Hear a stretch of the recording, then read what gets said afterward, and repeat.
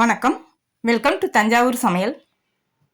Nuts laddu எப்படி செய்கிறதுன்னு பார்க்கலாம் வாங்க.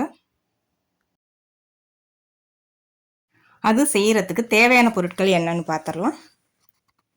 இப்போ இதில் நட்ஸ் எடுத்திருக்கேன். உலர் திராட்சை, பிஸ்தா, முந்திரி, அத்திப்பழ சிப்ஸு. இது உடைச்சா நல்லா உடையும், சாப்பிடும்போது நல்லா இனிப்பாக இருக்கும், சாப்பிட்றதுக்கு டேஸ்ட்டும் நல்லாயிருக்கும். அதையும் எடுத்திருக்கேன். பேரிச்சம்பழம் விதையோடு இருக்குது. விதையை எடுத்துட்டு இதை சின்ன சின்னதாக கட் பண்ணி எடுத்துக்கலாம். இப்போ நட்ஸ் எல்லாம் நம்ம உடச்சி எடுத்துக்கலாம்.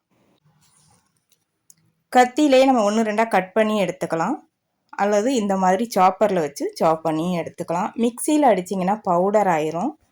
பவுடர் ஆகாமல் இந்த அளவுக்கு உடச்சி எடுத்துக்கலாம்.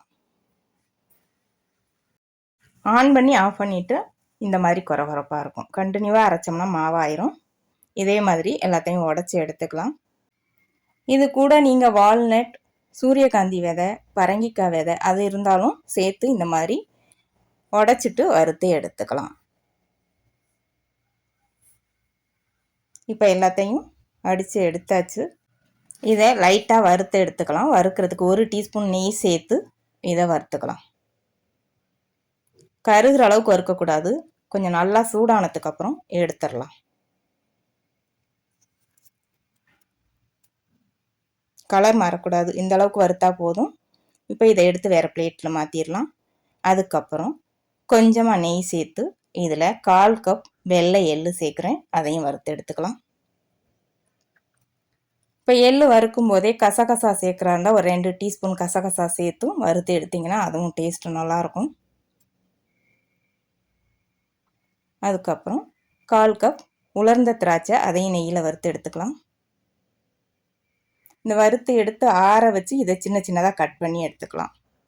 இப்போ 1 டீஸ்பூன் நெய் சேர்த்து 1/4 கிலோ பேரிச்சம்பழம் சின்ன சின்னதாக கட் பண்ணியிருக்கேன். அதையும் இதில் வதக்கி எடுத்துக்கலாம்.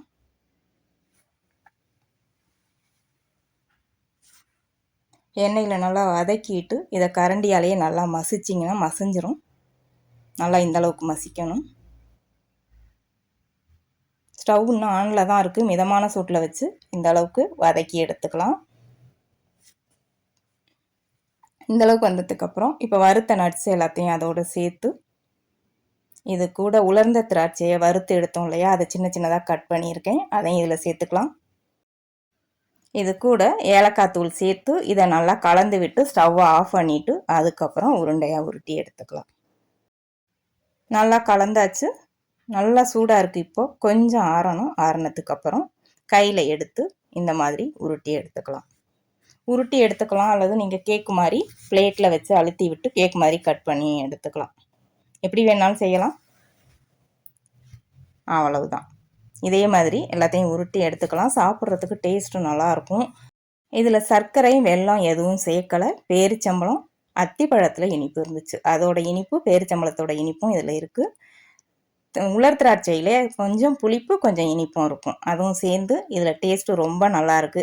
நீங்கள் வெல்லமோ சர்க்கரையோ சேர்த்து செய்யணும்னா வீடியோ லிங்க் டிஸ்கிரிப்ஷனில் இருக்குது. தேவைப்படுறவங்க செக் பண்ணிவிட்டு செஞ்சு பாருங்கள். வீடியோ பிடிச்சிருந்தா வீடியோ ஷேர் பண்ணுங்கள். தஞ்சாவூர் சமையலுக்கு சப்ஸ்கிரைப் பண்ணுங்கள். தேங்க்யூ.